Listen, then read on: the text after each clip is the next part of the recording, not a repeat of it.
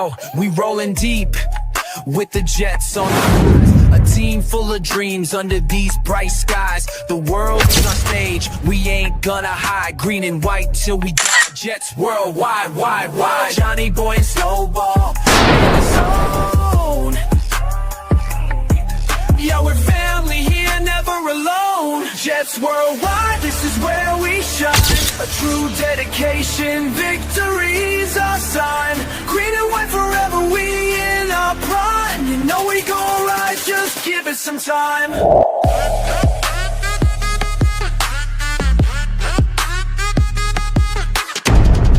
2025, hear the crowd going wild. You know we spittin' truth, nothing but style. A city that never sleeps, we going buck wild. Our hearts beat as we Jets worldwide, wide, wide. Victory's a feeling, we won't let go. Hi, it's us. We made it through another insane week. We're here. It's Friday. You got paid. We all got paid. We don't spend it. So we come to Jets Worldwide, wide, for some good therapy. It is Friday. I'm hyped. I'm excited. Cannot wait. The weekend is here. Snowball, I look forward to every single Friday when it's just you and I chilling and we get to bring on a special guest, kind of be able to talk about things, get an understanding of what happened, what the hell is going on with this team. I don't know. You don't know. I think when we talk during game days, we're like, I hate this team. And you're like, with all my heart. And we just go bonkers and nuts. But anyways, I'm going to slow it down real quick because it's Friday and I'm feeling right. I got the goose. I'm feeling loose. Snowball? I'm just letting you spit. You're just, you're all over the place. But I am. It's Friday, and you know what that means. In the heart of all Jets fans, this is when hope springs eternal, right? It's Friday, and we've gone through the week. We had a Monday night game, so Tuesday is regret, Wednesday is shock, Thursday is kind of like post-mortem, and then Friday we start to get hope back, and we're like, all right, you know what? Bring on Dallas, and let's see what we can do, because I think we're going to win again. And you know what? We stand there with legs spread wide open and wait for the kick. So we don't know. Maybe the kick misses, or maybe the kick hits us right straight in the groin. So you never know what's going to happen with these lovable New York Jets. But we have someone waiting backstage to bring on. I don't know if you want to. Should we bring him on right now? Like, I'm anxious to let people in, and we have a lot of people watching the show. So what do you say? You want to bring him in? So my man, he is an individual that likes wrestling like I do as well, right? So I'm one of the cats that always goes on his show, and I do bring it up. I'm like, hey, did you just see what happened? Dude, AJ Lee is back. Can you believe that? Who is John Cena going to fight in his last match? I don't know. People think it might be Brock Lesnar. I don't think it's going to be Brock Lesnar. I want to see it beat The Rock, right? With Stone Cold Steve Austin and The Rock, and let's redo that all over again. How much viewership it brought in. The cats are doing it. But you have the voice of a great announcer to bring him in. So I think you should do it. Ladies and gentlemen, weighing in at, we don't know how much he weighs, at a height of undisclosed heights. His name has been known far and wide throughout the land as Paul Esden Jr. But you know him as Boy Green, and we call him BG. We call him Boy Green. Hi, BG. Hi, BG. What is going on, baby? Jets worldwide, wide. We're here, baby. How about them Jets? I'm fired up. So it's great to finally connect the dots and get back on the gosh darn program. This is a hard party to crack. I've been waiting outside the club for a while. I keep going up. The bouncer doesn't have my name on it. I'm like, okay, I'll go to the back of the line. So it's good to be here, folks. So appreciate you. You know who the bouncer is, right? Who's that? That's your guy, man. It's the guy that you're having this awesome tailgate with coming up this Sunday. So Woody, woohoo! Shout out to Woody's in the building. I don't see your name on the list here. Yeah, that's a very long list. But hey, I've cracked the group. It feels great. Yeah. So welcome in. We have many things to discuss. Okay. This evening. Number one, let's start off like promos right away, right? Ooh, great. Promos right away, because I think that's very important. Sure. Promos right away. You're having an event tomorrow evening. Yes, sir. No crashers, right? No crashers tomorrow evening, but I'm Right. proud to say that I will be there. Yes. Yeah, and then you're having a tailgate. That's like- true. It's like a double us. dip. I will Yeah. tell you, for the thing tomorrow night, you said no crashers. I mean, we do have a couple of spots left. So if people would like to stop by, feel free to do so. But try to let me know in advance, because there is a limit eventually to how many people could be there. You've already been there before, Snowball, with the great Jake Asman. And Yes. as Maniac event at the Cloverleaf Tavern there in Caldwell, New Jersey. We wanted to do this for Chef. We're all probably going to meet up and eat somewhere. Why not do it at Chef Kevin Gilbert's restaurant? So that'll be tomorrow night. If you're watching this live, that'll be Saturday, October 4th at 7:30. We'll be in the upstairs private room. So if you go to the front, just explain you want to go to the private upstairs room for a private party that's happening. And yes, it's going to be amazing. Chef Kevin Gilbert's going to be there. Many Boy Green Coffee Club members are going to be there. My pop's going to be there. It's going to be a wonderful time. So, yes, if you guys are in the neighborhood, whether you're coming to the game with us or not, because Snowball has some other priorities to do on Sunday that he apparently can't be there. So he did carve in time for Saturday, so you guys can do that out at the universe too. And then we have the tailgate on Sunday, which is going to be awesome. I can't wait. I can't help it. I got married. Yeah, So, I like, know. Some what of am I us gonna do. Some of us stay in the engaged phase. But hey, different strokes. Yeah. Yeah, well, listen, I would say no comment on that, because I've met his lovely fiance and I'm on her side on this one over here, There you right? So There you go. but hey, oh, okay. my understanding is that this event Saturday night, it's a full black tie affair. So you have to be suited up the whole nine.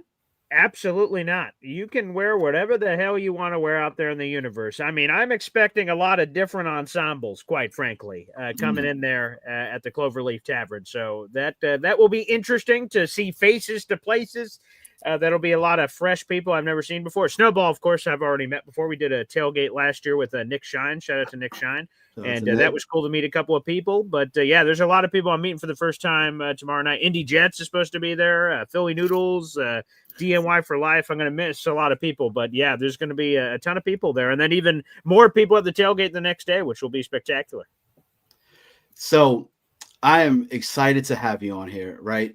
Mhm. So you run your show. You are a one-man show every single morning at 7:30. My man does not miss. This dude's back had a disc that was like bulging out, and like, he was still there rocking, talking.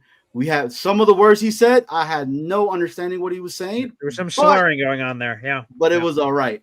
But tonight, I'm excited to have you here, because I feel like you are going to be able to fully break down a lot of the stuff that I feel like at times you don't get to say it, because you just are running so much stuff going on at once. Sure. Yeah. So to be able to have you just kind of sit back, chill, relax, hang out with us, and talk about what's going on with the New York Jets. So right now, Jets Worldwide, wide, right? Welcomes Boy Green. He 7:30 every single day. So make sure you guys go check him out. All right. Boy Green Daily. But on your show, on a lot of shows, there is a lot of people right now that are so disappointed with Justin Fields, right? My understanding with all of this is that, Justin Fields is not a good quarterback. He can't progress the correct way, right? He tends to hold the ball a lot, right? His mechanics are not there. He shuffles his feet too much, et cetera, et cetera. I am somebody that begs the different in regards to that, because I think what Justin Fields is doing here, if you had insert old player name as the quarterback before, it would not be good. Okay. And we're gonna talk a little bit about it today. So if you guys are watching it live right now here with us, please smash the like, hit the sub, come on over to Jets Worldwide. Why? We're a growing channel. And first and foremost, we do appreciate you, BG, giving us the time to be able to discuss this. But let's get into it, right? Yeah. We had the game that just passed. So Snowball and myself, we kind of pride ourselves on Friday night that, like he just stated, Monday we were some terrible individuals. We were just nuts. We were crazy. We had, if we would have been on here, we probably would have been kicked out of YouTube. Okay, so let's just say typing many curses. Yes, exactly. Right. Tuesday, I have no idea. I'm still pretty pissed, but it's starting to kind of go away. Wednesday, I'm like, man, baby, here we go, because I'm getting ready to rock and roll. Thursday, I'm all the way in. Then Friday comes, and I'm like, hell yeah, we're beating some cowgirls' asses this upcoming Sunday, right? Yeah. So, big shout out to a former NFL quarterback by the name of Chase Daniel. A lot of you guys might know who he is, right? But I love his podcast. His podcast is amazing because he breaks down quarterbacks. It's actually called The Breakdown. Literally, that is the name of his YouTube channel. How did he come up with the name? Because he really does break it down. The world may never know. Being able to hear it, first and foremost, if you guys are like me, right, there tends to be a lot of film that does go out there, and it's very lengthy, right? And I'm like, I'm all right. I saw the game. Like, give me the plays that you're like, he messed up here, could have done better here, or he did good on this thing, that if there was somebody else, you would see it completely collapse. So with that being said, we're going to talk about it tonight, right? Us three are going to watch it with everybody here. So chat, we want you guys to tell us what you guys see, what you guys think about it. If we like the actual comment, we're going to highlight it, put it up here as well. But we're going to talk a little bit about the actual game against the Dolphins. It was a heartbreak. We beat ourselves. I, to this day, will continue to keep saying and pounding the table that I truly feel like we could have beaten a lot of these teams. And I think that the individuals that lost is ourselves, in the sense that we beat ourselves. Okay. So BG, thoughts on this? Snowball, thoughts on this? Let's do this. Let's get it done. Let's get it going, and let's play it. All right. So here we're bringing up the screen. I'll be at the helm, and I think we have some. Okay, so we're playing, and if you want to pause, you let me know.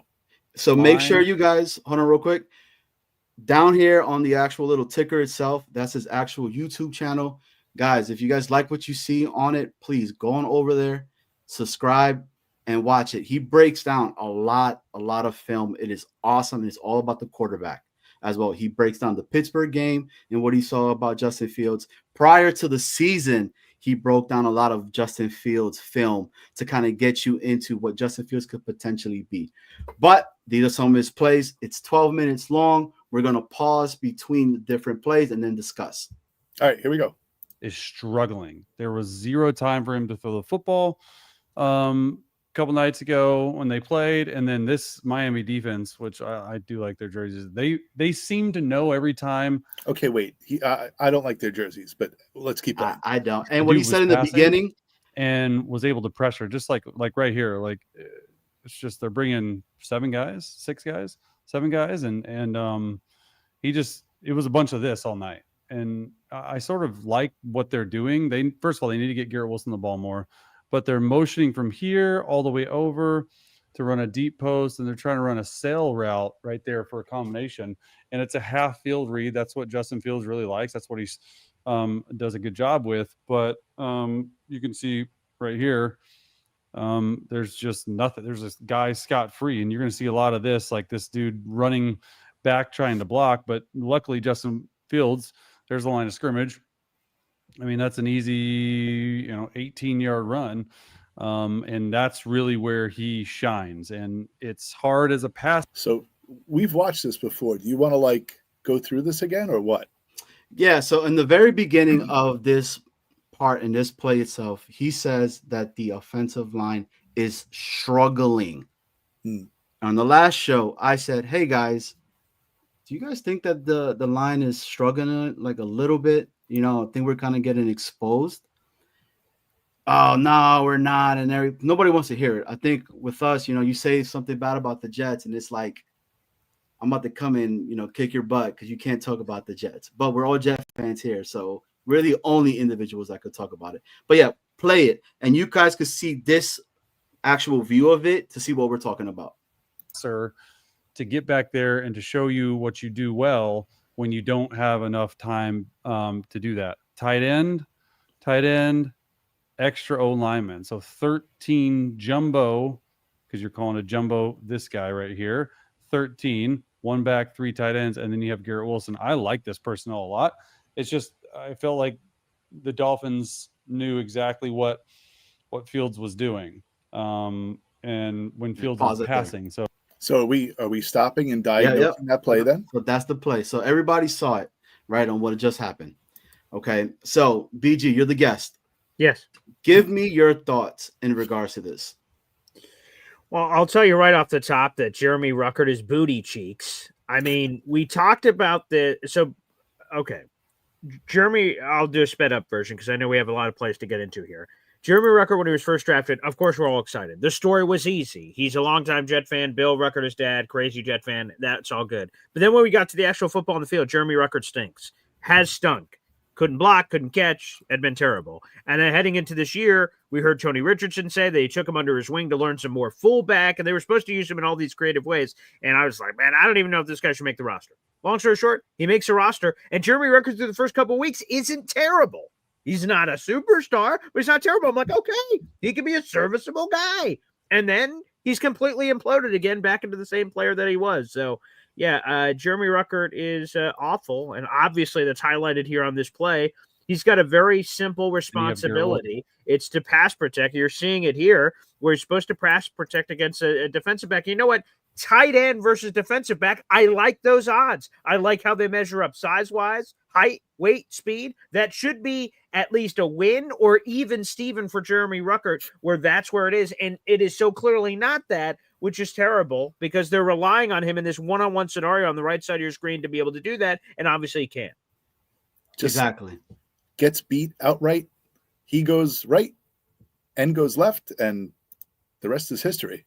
Yeah. Lucky he didn't get called for a grab. Right. And Justin Fields, if he were, how old is Justin Fields? 26. Yeah. 26. So if he was like, what, 15 years older, right?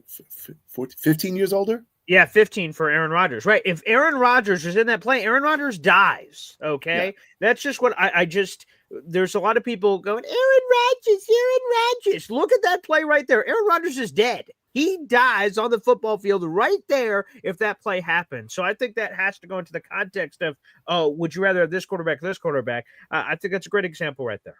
So with that being said, BG, right? Exactly. I don't have to say anything more because you said it all. That's exactly my thoughts in regards to this. Bump Aaron Rodgers. I don't even think there's a lot of other quarterbacks that are in this league that would be able to do what Justin Fields does. Let's name them. I probably would say Lamar. I think Baker does it. Pat Mahomes, of course. And what are you saying for this? What is this? That would be able to essentially would have escaped that escape that type of blitz. Okay. But and I don't even think Mahomes now, maybe because his steps are a little bit slower. I don't know, but it's a small list. Exactly. It's a super small list in players that have that. In the beginning of the season, we knew that we were going to have growing pains. And that right there, for me, shows you the value of what Justin Fields brings to the table. Does he need to clean up a lot of other things? Yeah, but you could say that about every single quarterback that's out there. But to say that this guy is straight booty cheeks, it's crazy to me. Like, I don't see it. I don't see it. So, Snowball, thoughts on that play? I think actually, before we play this, I think also I want to shout out to Dylan Terraman because he has diagnosed. I've listened to him, and he has diagnosed that every time that Justin Fields goes under center, right? That his tendency is he's not going to drop back and pass. It's going to be play action or a handoff. So when Chase Daniel says, it's almost like Miami knows what he's going to do. Well, they did know what he was going to do because he was under center. So if he's under center, his tendency, and this has happened numerous times, that he either goes into play action or hands the ball off. So don't call it like, they're not clairvoyant. They've been watching tape. So, all right. Anyway, we're going into this play. This is the Braylon Allen. This is the dive for the end zone. The momentum killer. Yeah, that's what I call this one. Now, out of the sales. If you just look up at the top, there, you have. Again, I'm not an X's and O's guy, but the guy who's kind of walking to the top of the screen right now, right? He is the man who causes the turnover. So which one is he? Can you just like highlight him with your? I can't because your mouse. You're not going to see my mouse. Do you see my mouse? I do. Yeah, you, you do. Okay, so him. It's this guy. Yeah. Okay. He will come in. He will follow the extra end to come in, and he will dive into the center and then do like this crazy move where he pirouettes and dives backwards and punches the ball out. We'll kind of go through the whole thing here. When Fields was passing. So good game plan by Miami, bad game plan by the Jets. Here we go. Extra jumbo tight end, 13. I like their running backs a lot. I think they can run really well. So now he's getting ready. He sees the run coming. Well, and stops, and now pirouettes and goes back to the goal line. Look how much beef here's we one have. Where this one's tough because this should have been a touchdown. It would have been their first points of the game, and I'm going to show you this because I thought, one, Justin made the right decision. Two, this is the difference in the game because they ended up losing. And I want to watch this angle right here. It's just inside zone, right? Which means, hey, we're just running zone inside, right down your throat. We're bigger than you are. I mean, look at all this beef in here. You're running right behind there, and you're running just full zone, so you can keep it there. You're going to cut back, and then just you can't right there, right? This guy punching it. You just can't do that, man. That's Justin's thinking, hey, he's happy, he's excited. look at 66. He's like, we scored. Joe Tippmann. Yeah, dude. Tippmann's like, we're in. Tippmann. By the way, don't do that. That's bad yes. news, Bears. Drew Brees imagery, anyone? Yep, pause it right there. All right. So let's talk about it. I'm so happy that he said about Justin Fields diving for that ball. I don't know if anybody remembers when Drew Brees did that and he broke his clavicle and he was out for the season and all that. That's the first thing that went through my mind. I said, please, Justin Fields, get up. Please, Justin Fields, get up. Because if you see the way he lands, it's super, super awkward. He went it's a very compromising position. We all, I don't know how many of us on the panel have played football before. I have, but you go for a loose ball. I mean, all kinds of messed up stuff happens at the bottom of a pile, and especially when you're diving and other guys are coming on top of the ball too. I mean, those live ball scenarios are wild. Exactly. I mean, look, Justin Fields thinks we scored. He's like, whoa, we scored. Yeah. Oh, right there. When he's diving like that. Yeah. Right. And you see the other defender, like literally right there. And he's going, at the top right there. Yeah. I was just like, oh my goodness. Like, it's a free shot on our quarterback and something could happen. So I want to ask you this, right? The play was there. The running game was working. It kills the momentum of the game itself. BG, should Justin Fields, right? And this is why I wanted to bring up this play, and I'm glad we did. Should he taken it out of his stomach and ran it himself, right? Yeah. Or should he have kept it to where he had the play because the play was there? And why? Hindsight's 2020. Braylon Allen fumbles. We could, I'd run that play if I could, if I had the chance to run that play 10 times and I don't know the result. I'm handing it off to, if I'm Justin Fields in that RPO situation, I'm putting it in the belly of Braylon Allen, and I'm trusting my teammate. I'm trusting the play that was designed. I'm trusting Andrew Beck to just motion into the backfield to provide additional B through the A and B gap. Like, no, it sucks that he fumbled it. Braylon should have protected the biscuit a little bit better, diving towards the end zone. I'm sure everyone's going to love me quoting Bill Belichick on this show, but I'm reading his book that has nothing to do with his girlfriend in there, and he talks all the time about how he used to punish his players if they attempted to even dive because the risk versus reward. Fumble, ball goes out of the back of the end zone, it's a touchback, other team's ball, versus just get as far as you can, double cover it, and then we'll just have another play, live to have another play. So I think Braylon, a young guy that had never fumbled at the NFL level until this fumble just occurred, I think that's just a lesson.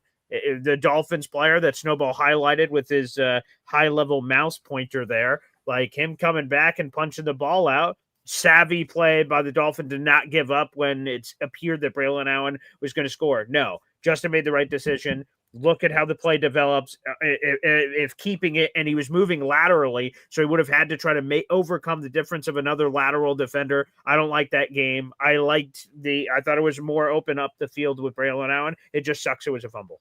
Did you see how beefy the whole Very line beefy. looked, man? Right? It was like I saw that and I'm like, damn, man, I would run behind that all day. It was not wimpy. It was beefy, right? Very beefy. Exactly. So being able to see that for myself, I'm seeing all that other than the fumble, right? I'm like, damn, man, we have something here.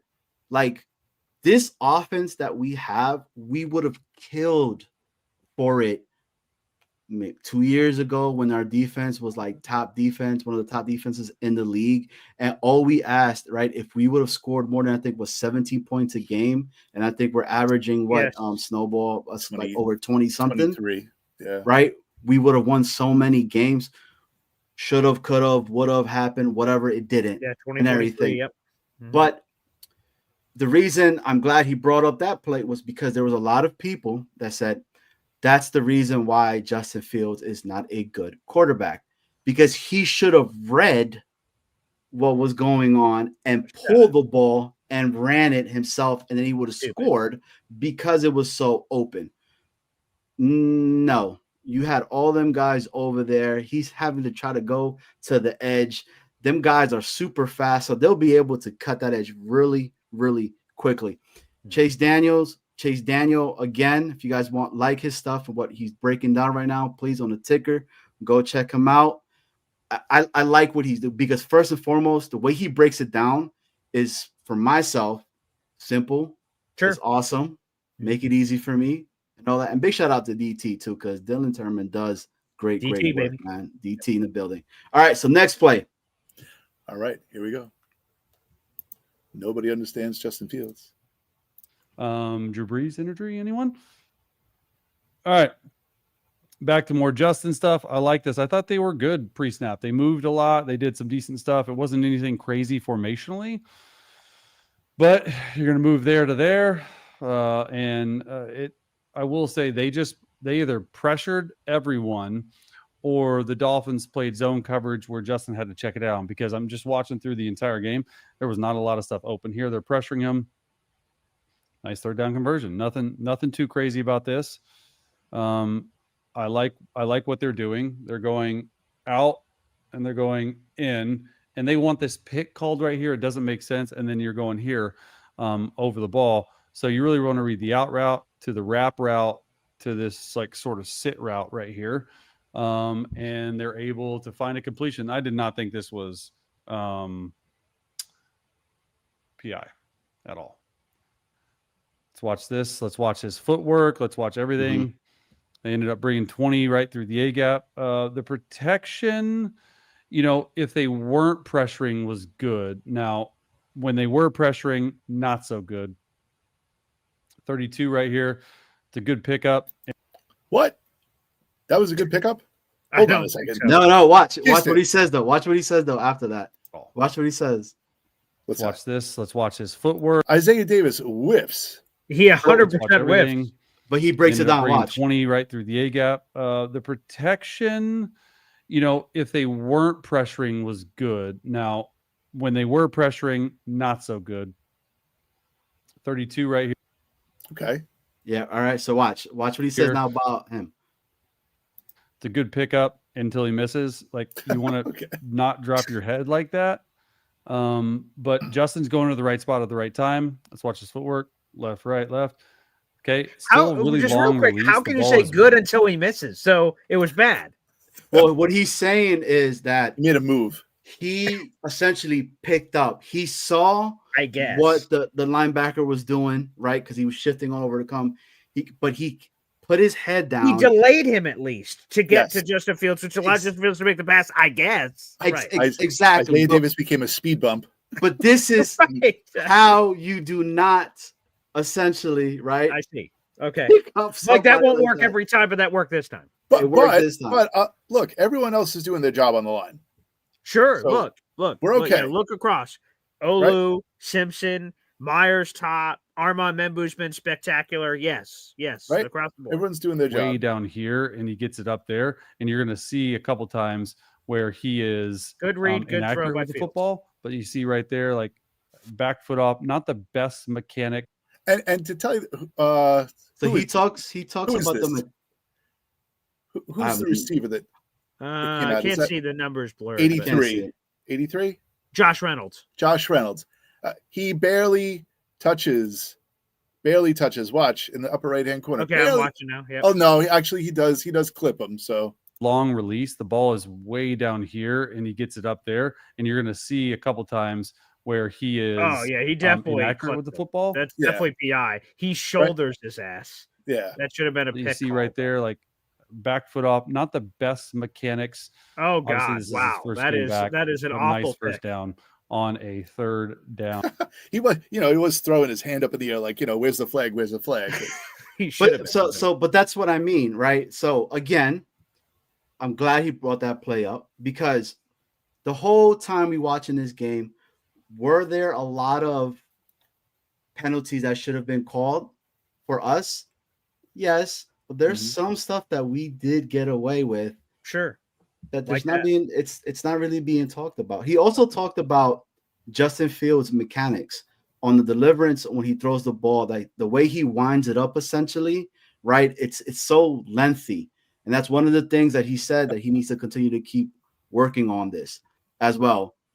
So it is again amazing. So let me get your thoughts, Boy Green. What did you think about that specific play?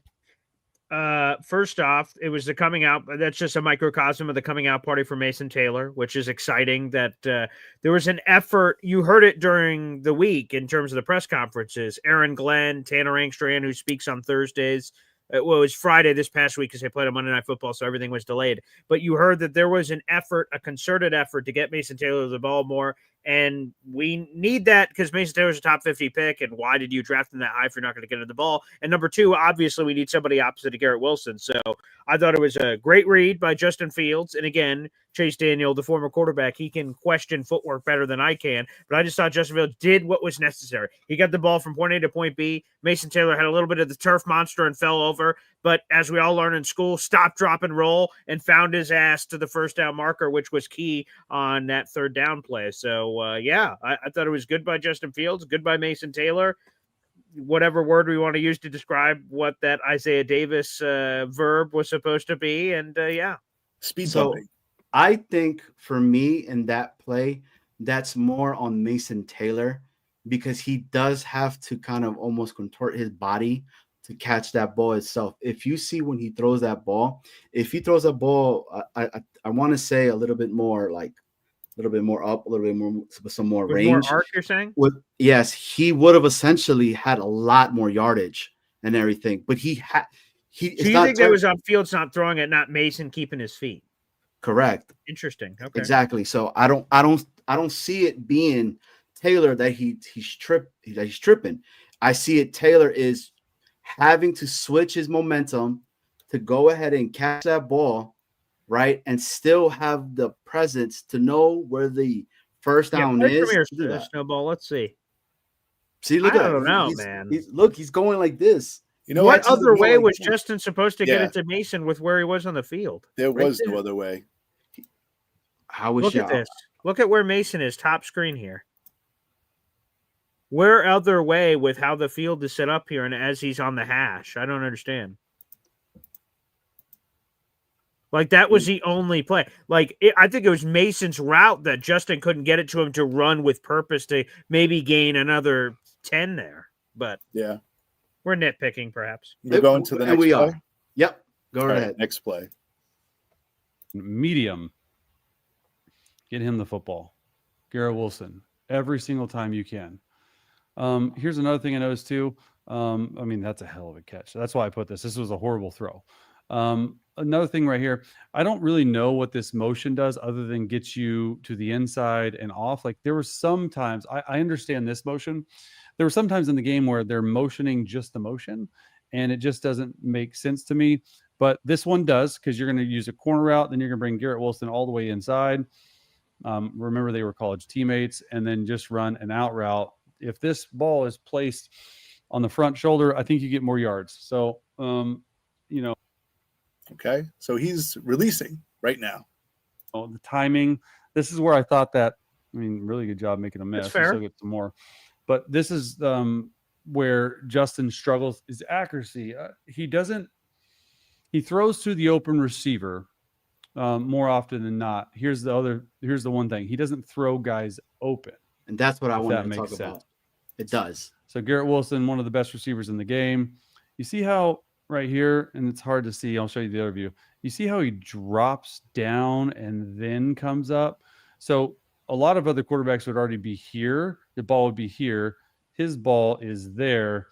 And look at where the receivers are That just looks like a dirty picture. already out of his break. So Yeah, I very just felt like dirty. he was That a looks little like late, and that's that why one. he tried to speed it up, and the ball wasn't thrown perfect. Still good. Let's see if we can see it from this view in slow motion. All right. So you have a pocket, and it's not as good from there, but the ball placement is. So just right. It's tough. It's out his knees. It's really hard for him to miss. But I do like Garrett Wilson in the slot. I think Garrett Wilson in the slot's excellent. Okay. So that's a better understanding of what I was trying to say in the play before with Mason Taylor. It's a lot lower, right? So if it's more up here to where it's more comfortable, so then you could, continue to keep going up. That's what I saw. That was my thoughts in regards to that. Then you see it again happening with Garrett Wilson. Garrett Wilson's such a good receiver that that's nothing to him. He could do that and still go and everything. So your thoughts on that, Snowball and BG? Nothing. I really have no problem with what he did there. My thing is, when Garrett Wilson catches the ball, I know that he's a playmaker. I know that he tries to elude everything at the end of when he catches the ball. But like, there comes a time when you lay down. Like, there's two guys standing in front of you, and he's trying to bust through them. Like, he's not a big guy. So you know what? Like, catch your ball, take a knee, and let's move on. So that's the only thing. And also that risks, ball security and all that stuff. But I like the play, the throw by Justin Fields leaves a little to be desired. But other than that, I think we're okay. Yeah, a totally valid criticism because, again, Garrett has to turn around for the ball. He shouldn't have had to turn around for the ball. As he breaks on a speed out, he should be looking over his shoulder and getting the ball here, catching it, and then continuing to move forward. Because of Justin Fields, he has to do, and I'm in a spinning chair, but he has to do a 360 to come back to it, flip all the way around, and then say, okay, where the hell am I? Where are all the defenders? So it's your Justin Fields ball placement is giving unnecessary moves for Garrett, which is wasting time that he could be going north or south. So Chase Daniel, totally valid criticism. It ends up being a fine enough play. It's not as if Justin Fields' throw made it incomplete because Garrett's a really good receiver, so he made it happen no matter what. So I think that's a fair, very valid criticism. But to go off Snowball's point, I would agree on a whole that Garrett Wilson's really talented. He's got a basketball background, so he loves doing the crossover sorts of moves that are there. I think sometimes not every play is going to be a first down. The context that we don't see, because this isn't a broadcast angle, this is all 22. The context that we don't see is Garrett Wilson is trying to fight for a first down on that play. So he's trying to do extra. But what I think every Jet needs to be comfortable with is hitting singles, doubles, and triples. Hit what is there, and then to Snowball's point, just get on the ground and move on to the next play. So that's what I would like to see a little bit more of, just taking the meat that's there, not try to say, you know what, I think this is a touchdown. Not every play is going to be a touchdown. So that's valid there to protect Garrett. And hey, let's give a big tip of the cap to Garrett here. He has appeared in every game of his Jets career so far. So that's tremendous. Knock on wood, please, Lord. Not all of you guys for saying that just right now. That he continues to keep doing that. Yeah. I think it's also a matter of pressing too. I'm sorry, but I'm just going to put that in also.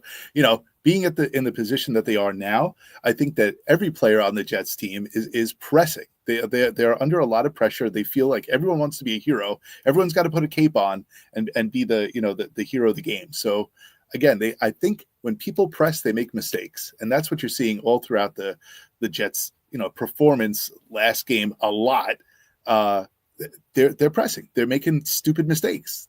And we had people in, I'm sorry again, but like there are some people who are not as talented as other people. So when you're not as good, you try to make up for it in different ways. And the penalties are the penalties. I mean, again, I'm getting off topic, but So that was going to be something I was going to ask you guys. First and foremost, everybody, you guys watching the show, please hit the like, hit the sub, and chat. This is interactive as well. So your guys' thoughts on what you guys are seeing. What did you think? So we got a guy from Twitter. I mean, from X, my bad, and Carlos, and he's saying that was a lead throw to the inside. GW tripped up after the catch, right? But we got Bill M, who agrees with you, BG, on what you were stating in regards to that. So take out Garrett Wilson, insert Lazard. Okay. Same play, same thing, but Lazard drops it. Do we blame that on Lazard at that point, or do we blame it on Justin Fields because the throw, it's not a good throw? I would have blamed it on Fields. If we, again, everything you just said, and you just transplant Lazard in for Garrett, if Lazard is doing a pirouette spin move behind him to try to catch the ball and he's unable to wrangle it in, I would probably make fun of Lazard because that seems like low-hanging fruit and easy for all of us to do. But if we're being honest with ourselves, on those kind of throws, we're probably blaming Fields. Exactly. I agree. Yeah. Agreed. Fair. All right, next play. On we go. Imagine being able to build an app with your name. Well, imagine just by that. thinking about it. Meet I didn't know you guys got 44. sponsors on the show. Congratulations. All right, one by not. one formation, 3-by-1 formation looks like man. All right, if it looks like man, number one thing if I'm Justin Before Fields, can I you take off? pause real quick? This is the other thing too that he stated in that other play before. The unnecessary motion. We had a lot of penalties because of illegal shifts, right? Yep, so that's correct. somebody motioning, not staying still into their position, right? Or going to the guy or to the whatever. I might be saying it certain wrong. players weren't on the line of scrimmage when they should have been off, etc. Yep. Okay. And that's what he's saying. That's unnecessary stuff. So I wanted to ask you guys in regards to that. And this, first and foremost, this is awesome being able to talk to you guys about this and Sure. seeing this kind of being broken down the way it's being broken itself. Is that on the coaches or is that on the player? Well, of course. Everything is always both. But Justin Fields was asked about this week all the illegal shifts, like that. Basically, that same question you did. Are the players just messing up? Are the coaches giving you guys too much to process? He's like, it's on the players. We can't make those mistakes. But we spoke with the coaching staff to put us in the best position, and we're gonna. They said address it. Basically, what he was saying is, I think they're going to remove some of the unnecessary motions. Thoughts, Snowball? Yeah, well, listen, at the beginning of training camp, right? At the beginning of training camp, when you go back, right? You think that Justin Fields, when they interview him, they say, he goes, Tanner's throwing a lot at us. Mm-hmm. He was like loading the plate. So they had a lot of stuff to diagnose and digest. since the beginning of training camp. It's all brand new information. So yeah, I could see that having a lot of information and juggling, an entire playbook and then motions and whatever. I mean, we got on Aaron Rodgers because of the, the this and the this and the, this and the touch my hip and look at you the wrong way. But, I guess every offensive coordinator has their own little nuances that we try to diagnose, and they all have the little cues and whatever. Motion just to motion is, again, it's wasted motion. So like you said with Garrett having to turn around to catch the ball, it's a game of inches. It's a matter of fractions of a second between players and all these things. So yeah, lack of focus. Well, I don't know if it's lack of focus. I mean, I think it's too much to think about. I think motion. It should be motion to move the defense. I think it's a lot of what you were saying a little bit earlier, that everybody's trying to play hero ball. Yeah. Right. And I think they're putting all of that pressure on themselves because, again, it's been said before multiple times that a lot of these players that are on here they don't know how to win. They just don't. And then when you get a momentum killing play, like what happened in the first drive itself, you can't help but have those thoughts that go in your head. And you're like, same old Jets again. I know everybody hates saying that, right? But I was like, this only happens to us. We're punching Miami in the square in the nose. They're bleeding. Okay, they're on the ropes, and we're literally about to hit them with a hook to completely knock them off the damn canvas itself, and we don't. Right? What do we do? Yeah, they counter us, right? And then they go ahead and fumble, and here we are again. So I think for me, if I'm being honest with you guys, right? I said it earlier.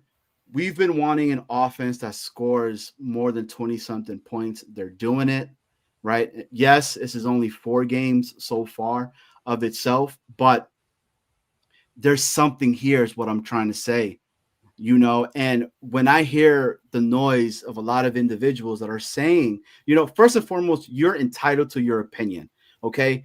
If you do not like what you're seeing, nobody should tell you that you can't say what you want to say. So I'm going to say that first off. All right. So it is what it is.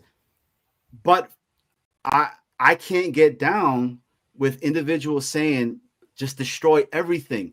Dude, if we go 0-17, right, and I hope that does not happen, am I going to be pissed? Am I going to be frustrated? Of course, right? But that doesn't mean that I want to get rid of AG. I don't want to get rid of Tanner at the moment. Wilkes, I'm kind of on the fence when it comes to him. If I'm being very honest with you guys. I appreciate that. Because I see it a lot of the times, it being the communication amongst the players itself when they're in the right position, but they're not executing when they're supposed to. It's not the coach's fault that somebody's not tackling. Okay. It's not the coach's fault that you got a linebacker and a corner that's saying, I got the flat. No, I got the flat. Fuck it. We both got the flat. And then you leave the middle wide open. It's the NFL. So for me, again, right, I like what we're seeing. And this right here is for everybody that says that he can't read essentially a defense. This next play coming up. Okay. So we'll go to that. Do you think the Cowboys defense will be wearing boxing gloves this weekend? Hey, I love seeing that. I'm being 100% honest with you. Here we go. After my first progression, if I see it's man-to-man and I'm a running quarterback and I don't think they have any which first of all, if I don't think they have any spy on me, I'm doing it. Here's the one thing, ball security. It's always been an issue. And this is 4th down. I think what they're trying to do is run a post route, a wheel, and you throw this wheel if it's man-to-man, if you can get a pick on this guy. He goes here, and then he goes here. Here's my thing. I think primary is this slot fade. I just don't know why you're putting your primary on the inside. on fourth down when you got to get to here. So you really should read slot fade to this, to maybe this in zone. It's this, you have two man beaters right here. It's this right here and this, which is falling down. And then you get to this, but they're pressuring. Like they didn't have a really good protection plan, and then sack fumble. Here's what I think should have happened. I got to see where the offensive line is going first. Just Now got to see what happens here. Now, this is crazy right here, right? And this is what I talk about. Yes, the offensive line is very young, and they're going to continue to keep getting better. Yes, we lost AVT, right? Yes, we had to move the center itself as well. We're going to have these growing pains with this. But this right here is very, very telling of what I've been telling people. I'm like, dude, do you think the line is a little bit suspect on what's going on? He's muted. You want to hear him? Yeah. The way he breaks it down. They're sliding here, but this guy comes and pressures over here. They need to track him. So center and right guard need to fall back on these two. This guy should not be scot-free. 32 is getting out because he's covered by him. I like that. Get out. Don't clog the pocket. They're bumping back way too early. They're trying to do a 3-man bump, which they're going to have to bump. They're just so slow in it. And Justin has no, like, you got to protect the football, right? But 2 fumbles. I mean, some more turnovers. Just not a good showing. Okay. On that play is where I blame it all on the coaches. We should have kicked the ball, and we should have never put him in that position. It's 4th down with 5 yards to go, and you see in field goal range, in field goal range as well. Exactly. That could have potentially had us going into the half, it being 10-6.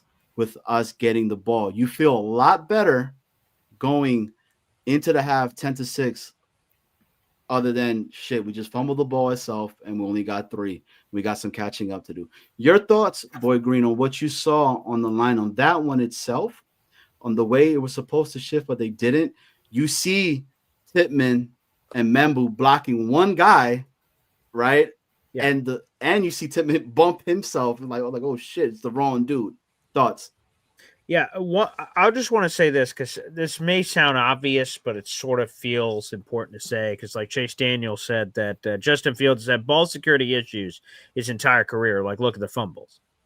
Okay, that's okay, but Justin Fields runs more than the typical quarterback, so his football is more at risk than the normal pocket passer's football. So I just feel like we should throw that out in the universe when we're calling Justin Fields Captain Fumbleitis. Is that okay? There's turnover risk that comes with carrying the ball a lot more. There's also the upside potential. Justin Fields is the league leader right now as we progress here into week 4 and rushing yards by average per quarterback in this league. He's averaging 60 yards rushing per game that he's played. Again, he hasn't played in every game this season. Obviously, he missed week 3. So we're getting net upside versus the net potential negative, which, of course, is more turnovers, fumbling the football, which he's done twice so far this season. He got strip sacked against Buffalo, and he gets strip sacked in this Dolphins game, but he hasn't thrown a pick. So we're getting turnovers in different ways than we normally would, which isn't good. But I just feel like that clarity should be provided in the universe. But,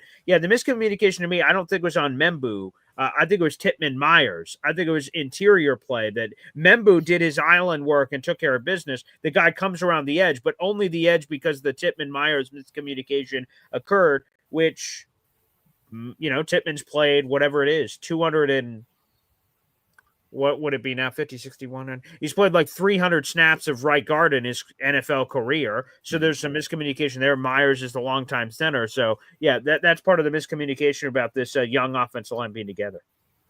Exactly. So, again, I'm going to ask you the same question. For that, do you blame that on the coach or do you blame that on the players at that point? I mean, you can say coaches because of the position they were put in, but players, I mean, Josh Myers outside of what he's done this season, has started 56 games in his career, and he was on 2 Packers playoff teams as a starting center. He's got to have the communication down if he's going to be the center to the rest of his offensive linemen. You're the quarterback of the offensive line. So, that could be a 50-50 split on player and coach. But, Myers has to know that stuff for the rest of his teammates. Exactly. So, shout out to everybody that's watching the show itself. Guys, please smash the like button, hit the sub itself. We got some people that are coming over. And we're a growing little YouTube channel called Jets Worldwide. Shout out to BG as well. BG's doing his thing. And guys, if you guys are liking what you're seeing on the breakdown of the film itself, this is from The Breakdown by Chase Daniel. It's on the ticker down here. You guys are able to see it. Please go right ahead and go, show him some love, because I'm loving what he's showing us right now as well. But we got Rob. Tell him Jets Worldwide sent you. Yeah, Jets Worldwide sent you. He says, no penalties can make a game so much closer. Turnovers are possessions we can't afford. Running it off the field on third downs, we have to do the basics first. Go Jets. Yeah. Agreed. It's again, I'll keep going back to it over and over again. We are pressing. This team is pressing to succeed. Everyone wants to win, and with pressing comes mistakes. Haste makes waste, whatever you want to call it. It's the truth, like if you're trying to go too fast and you're trying to do too much, you're going to make mistakes. So it happens. On that last play, it's very rare that teams are getting pressure on the outside as far as I've been watching. So most of the pressure has been coming inside off guard, but that one, they saw that was clogged up and they were like, hey, you know what? They're both taking on one guy. I'm going to wrap her on the outside. Watch for that to happen this week against the Cowboys. They're going to try to penetrate inside. You're going to see that a lot. And I know Johnny likes that, right? So yeah. All right. Are we moving on to play? Yes, sir. Let's go. All right. We're moving on. Okay. Highlight play of the game. 4th and 1. Just going to let this play happen, and we're going to talk through it. Everything screams run, and they have it covered. But, dude, right? This is where Justin Fields is freaking dynamic. Cut 1, cut 2, cut 3, touchdown. Like that's really, really cool. Here's what they're trying to do. They're trying to bring 10 in. They're trying to block the edge so you can get a bootleg out with You think this is the way they wrote it up? the back. No, he's definitely the way they and wrote it. something coming over here and maybe a corner route. But they're really trying to secure the edge. I just think it's played really well by this corner who has this guy man to man. He comes off it and understands. Yeah, pause it real quick. All right. So he's saying that this was supposed to be a bootleg and it was supposed to be a throw itself, but it is a complete breakdown. Yeah, well, they're trying to get the ball to Brees, right? I would assume so. On the swing out pass, play action, boom, and have that choice on 4th and 1 where if Brees is open, you take the flat. If not, you run it with Justin, and you force him in one of those scenarios where a defender has to make the decision and you make the decision based off that. Yes, probably, yeah. I would assume. It was just it broke. It broke. Now, look at the guy in front of Justin Fields. Yeah, right? how did he come free like that? Unbelievable. Right? Okay. And Justin Field is still looking down the field. Right? Sure. People say that, again, he doesn't do that. It's all about running for him. Yeah. This right here is showing you. It's literally showing you that he's not doing that. Okay. He's always been a guy. If anybody's ever watched any of his college tape itself, he always wants to throw the ball first. Okay. He does not. I don't think any quarterback wants to take a hit. Okay. We were calling for bootlegs. This was going to be a bootleg. And guess what happened? It failed. It went to crap. Yeah. Right. And no one's open. Not there.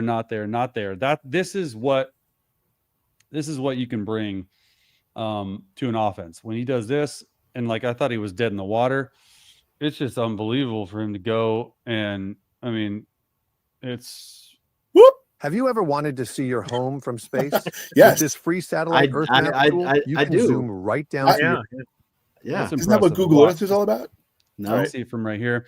So you hop this guy up, you motion this guy down. You're trying to run a corner route, down flat, and really by this receiver who's going to end up there. Boom. You want to pin this edge so Justin can get on the outside. The thing is, corner makes a good play. Leakage right there. Safety in corner. Leakage. Okay. He covers it. Not there. Move around, do all this stuff. And then touchdown. It's like from the Muppets, right? Yeah. Sesame Street. New. Anyway. And that's why I like this breakdown of him, bro, because it's literally that's some crap that I would do. That's something I would say and be like, he goes touchdown, yay. But let's get into this play. So you see this, right? I'm on the couch. I throw my hat as hard as I can to the television because I'm like, it's 4th and 1. They stopped us again. This crap has been happening to us for such a long time. I go from throwing that to, oh shit, holy crap, oh snap, no way, yo, he's about to score. My wife going ape crap over here.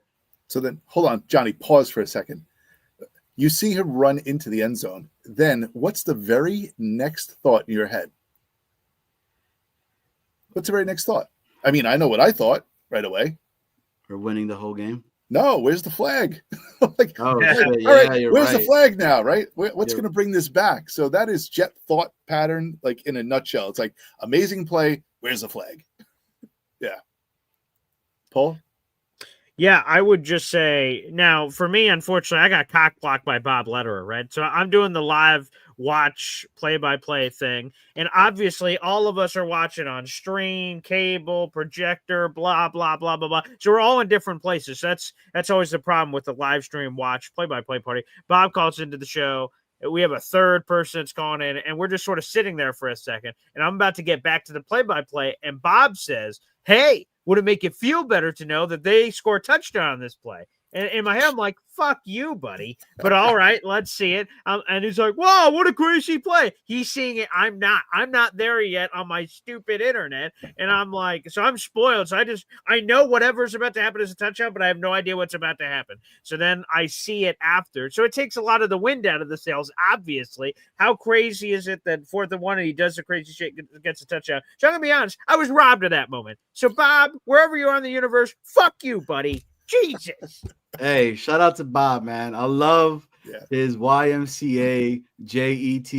It is the funniest thing out there.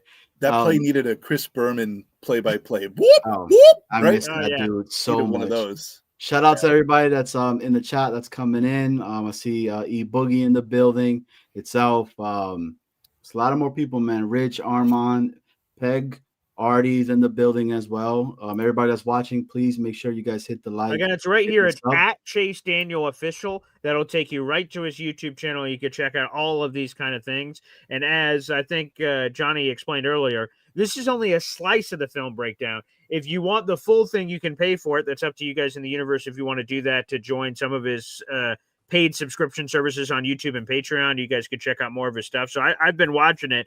The free version, it's been super interesting. So well worth your time. If you guys like film like that, when he breaks down Caleb Williams, right? That's one of the ones that I really, really enjoyed. It's like, oh man, dude, what Ben Johnson is doing with Caleb is pretty intriguing. So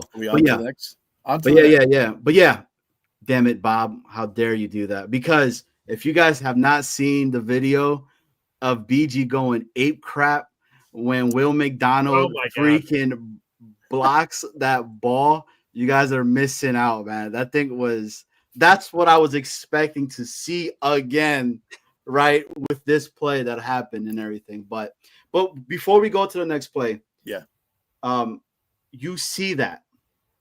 What are your thoughts about Justin Fields at that point?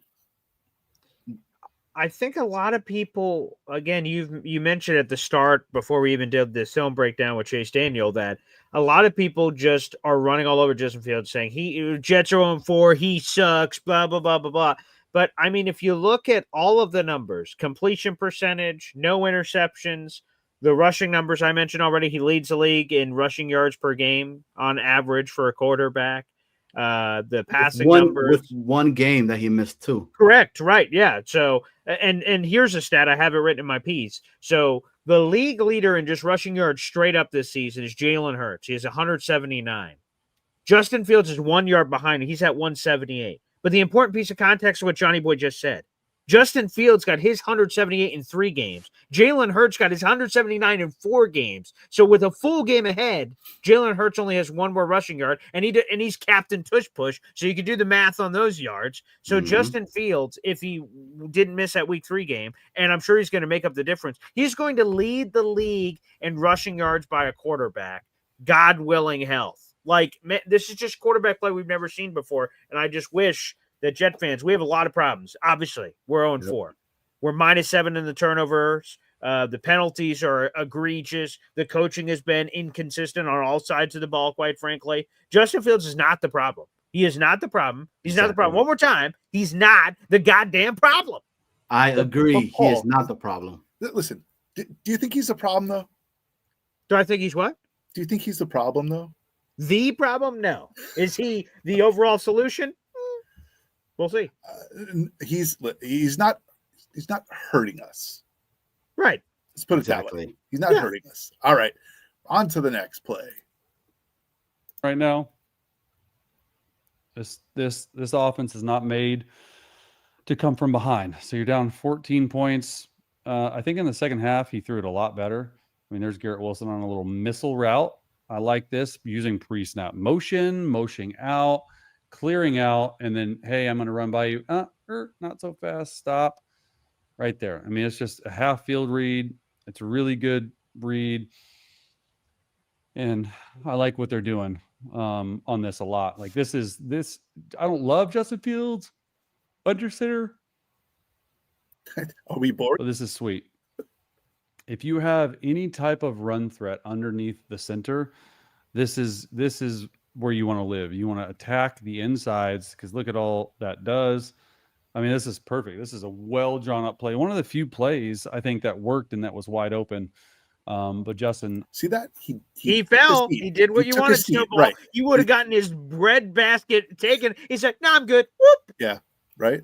Yeah. He definitely took the yardage. I read Justin that all the time. Now, not anymore. He's at a hospital, but he used to do that all the time. He would get a big play. Juke. Never mind. I'm just going to drop and let's move on. Let's take my yards.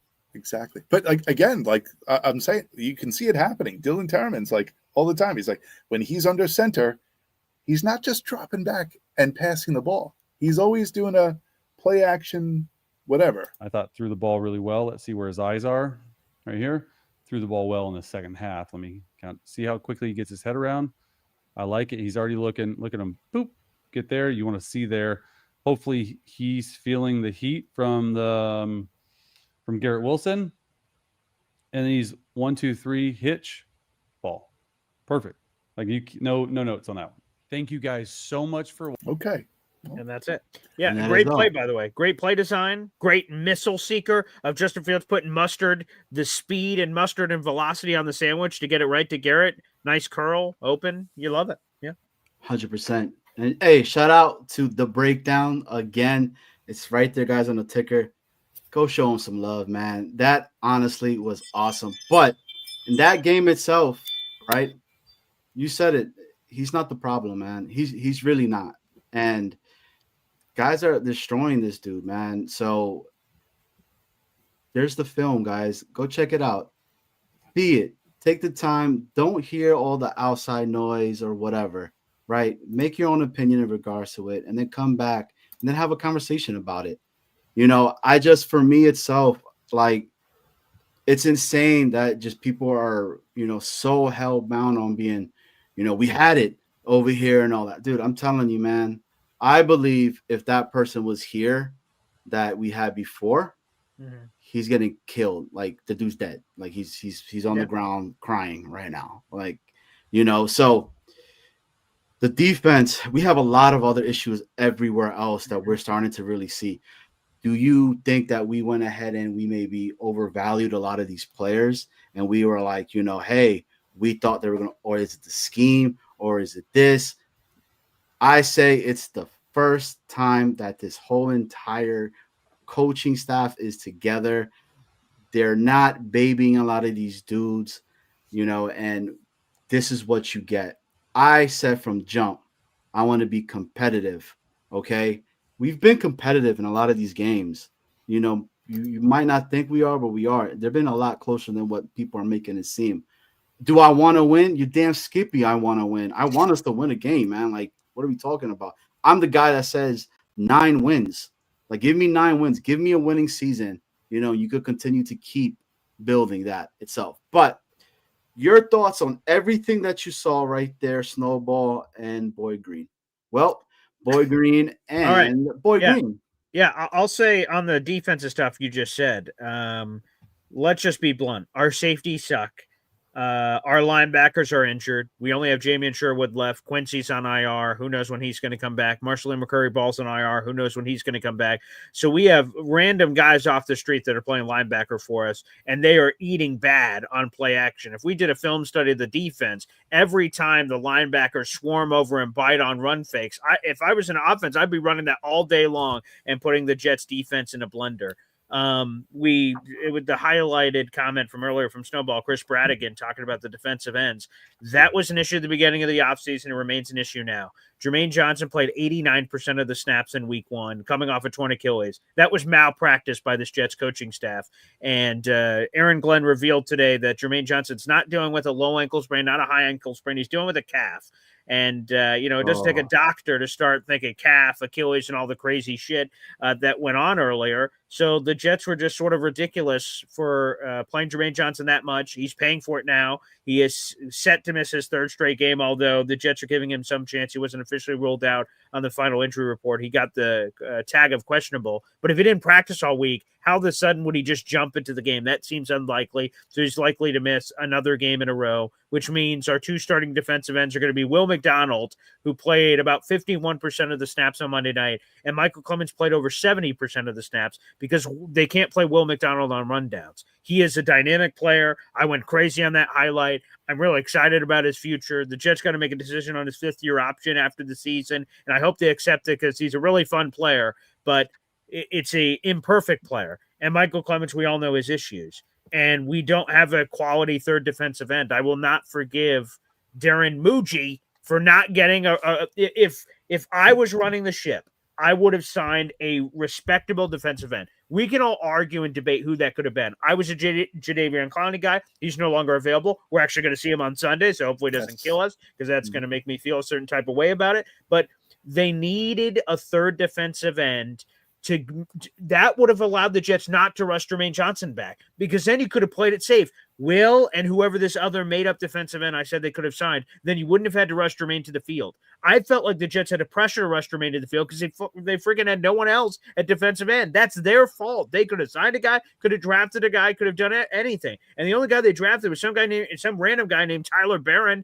who we traded up picks for. That's why we don't have a 5th in the 2026 NFL draft, and he sucks booty cheeks. So much so that he's been a healthy scratch this season. We have no depth at defensive end. If he can't be healthy and playing on the field, then what can he be? So, defensive end is an absolute disaster. I appreciate Darren Mucci for what they did at defensive tackle. Harrison Phillips, Quinnen Williams, that's been fine. Sauce situationally has been fine, but he's not playing like the highest paid corner in football. So, yeah, it's sort of a disaster back there. I think it's all of the above. I think it's coaching, Steve Wilkes, coaching a brand new defense. I think it's the players that are all over the place. Like any answer in the world, it's a mixed bag. Yeah. And the thing that hurts is that we traded up for Barron. Right. We traded up for him. We didn't just draft him. We traded up for him. So that's a huge mistake. Well, that's why we're missing a 3rd and a 5th. 3rd is Hassan Reddick trade. Thanks, Hassan, you bastard. And then why we don't have a 5th is because we traded up for Tyler Barron. That's why those picks are missing in the draft. So if you're worrying about that later, what happened to our 3rd and 5th? What the hell? Right. You're having that conversation at Thanksgiving dinner? That's why. Hassan Reddick and Tyler Barron. Thanks. But we're also missing some players there too, right? in LT3. LT3 hasn't played. He's still been injured. What's that other guy that had that? He had that first penalty of the preseason, but then he had that crazy Jay Tufele. Tufele. Yeah, isn't he still injured as well? Where he was supposed to be I filling believe in he's that? come back. So Jay Tufele had a mysterious illness. The Jets never disclosed what that was. He missed 2 games and the 2 full weeks of practice, but AG said, "Don't worry, he's coming back." So he is returned, but if he has returned, I haven't seen him. Like, you know, I know 100%. literally he has returned. The depth chart and lineup say that, but yeah, whatever that illness was has sort of thrown him off his game. Right, he looked like a monster in the Packers game, but we haven't seen him now. To his credit, or to the credit of his disappearance, Harrison Phillips and Juwan Briggs have come in. Juwan Briggs has been terrific for what he is, and Harrison Phillips has been really good. So he's buried on the depth chart. Not a lot of reps to go around. Agreed. And you are completely right when it comes to the JJ conversation itself. You and Alon have been one of the first guys that I heard say we've rushed him, because now you're hearing it's his calf, right? And you're like, shit. Because I remember talking to you, BG, on one of your shows in the morning. I said, at what point do the coaches come in and save the player from themselves, right? Yes, I love that JJ was all about, you know, I bleed green and white. Like, I will die for this, okay? But at what point you're like, dude, pump the brakes. This is the first year. You're in the plans for the future itself, right? We need Let's to hope kind that's of happening work right you now, Johnny in. Boy, because I screenshotted it earlier, right? Because we're all wondering, Jesus, where's Jermaine? And I'm on Twitter, and for some reason it didn't load correctly. So I had 2 tweets that weren't that close apart. They were like tweeted 45 minutes apart. Jermaine Johnson's post is what I saw first. He says, "I'm feeling fine." He tweets out. And I see that first. I'm like, woohoo! And then above it, there's a Zach Roseblatt tweet. I don't see Jermaine Johnson at practice. And I screenshot and go, I don't know how I'm supposed to feel as a Jets fan right now. So I'm very confused. So maybe that's what you're saying, Johnny, that Jermaine's like, I don't know what the blank the coaches are doing. I'm ready to go right now. And the coaches are being extra precautious. And they're like, hey, man, maybe he could come back right now. But you know what? Let's just rest it. Because because we don't know this, because, like, you know, it's not like we get this kind of medical information. Is it the same leg? Is it the opposite leg? Is it overcompensation? We see that all the time with an Achilles, that you're a little, even subconsciously, Jermaine doesn't trust that leg. So he's pushing extra on the other leg, which by de facto actually creates the same problem, but on the other leg, which can cause issues. So we don't know that level of medical detail. The Jets coaching staff keeps poo-pooing it, but maybe that's what we're seeing. It's a question you're about to ask. When do the coaching staff steps in for Jermaine? Maybe that's literally happening right now, and we can only hope for the best. And I think that's the difference with having a coach that's been a player before, understands the mentality of a player, right? Of a gladiator in the Coliseum, that he has all these crazy, you know, wounds and everything like that, but he still needs to go out there and perform for the thousands of individuals there. Millions. He's like, no, pause it. You're part of the future. Yeah. Let's get you all the way where we need you to be at, where I feel like it's good enough that I can start bringing you in little by little, right? Will McDonald, they always keep calling him that he's a, what is he, like a certain down type of DN and whatnot, and what he does, right? But shout out to Addy. I saw him come in. Addison, our guy on here. Hey, shout out to Addison, man. This guy was on a show yesterday for close to 24 hours, the Addy show. So it was awesome. If you guys go check him out, man, him and Bobby, right, rock together and everything, doing their thing. So, but this was awesome, BG. But you know what? That was the past. Okay. I'm glad we were able to discuss this, us three, kind of have a really good breakdown in regards to it, to where we've talked. We, you know, Snowball as well. We believe in what Justin Fields. We believe that, you know, there's something with him and it will continue to keep growing. We just can't say, oh man, I don't like what he just did. You know what? Just throw him away and that's it.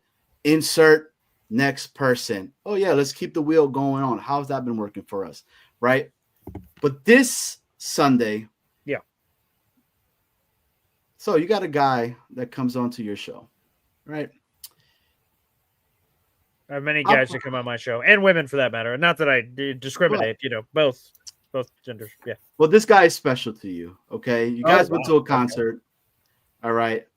He's always been rock. I've even seen him produce things for you as well, which is pretty, dude. Like when I saw that picture of your pops producing a show for you, I was like, yo, that's what I'm talking about, because I'm close with my pops. Of course. Snowball does as well. Everybody knows, man. Like if I'm out somewhere, my dad is normally with me, right? Or and my kids. But he is the enemy this weekend. Fuck him. 100%. Yeah, okay, there we go. This is where we're at then, right? That's where we're at then, right? We're beating the Cowboys. We're beating their ass. Yeah. Screw family.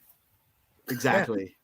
So talk a little bit about what you got going on this weekend. So if you guys are living under a rock and have not understand what's been going on, I don't know what you're doing. But BG, full screen? Snowball? Yeah, lay it up. Sure. Yeah. Who am I putting full screen? The guy that has the guy down here? Yeah. All right, fine. Let's put him in full screen mode. All right, go ahead. Full screen. Come on. Go full screen. Go. Make it go. How come I don't have that control? Oh, there we are. Oh. Hey, what's going on, Jets Worldwide? Wide. For the first time ever, I'm hosting a tailgate. Last year, I did it with somebody else, but this year I'm doing it all by myself with a couple of friends. And James Woody will be co-hosting with me, but this is the first time that I've organized a group tickets, reached out to the Jets months in advance, and we're going to have 60-plus Jet fans and coffee club members for the Jets-Cowboys game. And we plan on doing this once a year, so I hope you guys can be a part of it and start planning for next year. To come with us. This year, we selected the New York Jets Dallas Cowboys game, week 5. And Saturday night, Snowball, our buddy, will be there for this. It's going to be Saturday night, October 4th at the Cloverleaf Tavern. That's in Caldwell, New Jersey. That is Chef Kevin Gilbert's restaurant. I have an open invitation to you Jet fans out there. If you'd like, you can reach out to me. We have another 20 spots left for that private room at Chef Kevin Gilbert's restaurant tomorrow night. I'd love to meet a bunch of you guys, take pictures. We're going to do a few giveaways there at the restaurant, eat some food, have some good times. And then Sunday, October 5th, we will be doing a tailgate. And I see he's right there in the chat. Chef Kevin Gilbert will be catering the food for that event. If you do not have a tailgate ticket, unfortunately, you can't have any of that wonderful food, but try to come next year. And there's all the details on your screen. We're going to be partying in location D1, parking lot section D1. Come say hi. It's BYOB, so bring your own booze. We're going to have a DJ. We're going to have the B Sprinter. Shout out to Lou B, Super Jets fan. And the food and all that fun festivities is going to get underway at 10 a.m. Feel free to come say hello. We're going to have someone filming all the activity that's happening there. I'd love to meet a bunch of you Jet fans out there in the universe.